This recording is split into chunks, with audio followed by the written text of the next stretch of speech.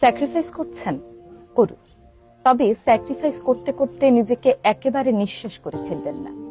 আপনি সারাক্ষণ স্যাক্রিফাইস করতে থাকলে মানুষ ধরেই নেয় স্যাক্রিফাইস করার জন্যই আপনার জন্ম হয়েছে। আপনিও যে মানুষ, আপনারও যে মান, অভিমান, সুখ, দুঃখ থাকতে পারে, মানুষ এটা ভুলেই যায়। মনে করে আপনাকে মনে হয় কেয়ার না করলেও চলে। ধূপ জ্বলতে জ্বলতে নিঃশেষ হয়ে গেলে সেই পোড়া কাঠিটা কে যত্ন করে রাখে বলুন তো? যতক্ষণ সুগন্ধ ততক্ষণ তার দাম। সুগন্ধ ফুরিয়ে গেলে মানুষ বরং নতুন ধূপ নিয়ে আসে।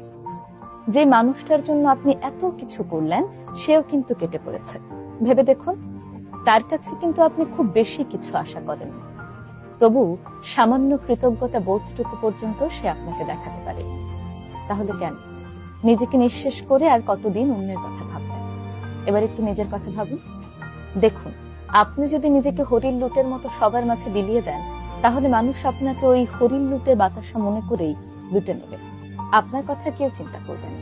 তাই এইবার অন্তত নিজের কথা ভাবুন, নিজেকে ভালোবাসুন, নিজেকে সময় দিন। নিজের কেয়ার করাটা কিন্তু নিজের অধিকারের মধ্যেই পড়ে। যে নিজেকে ভালোবাসতে পারে না, সে অন্যকেও ভালোবাসতে পারে না।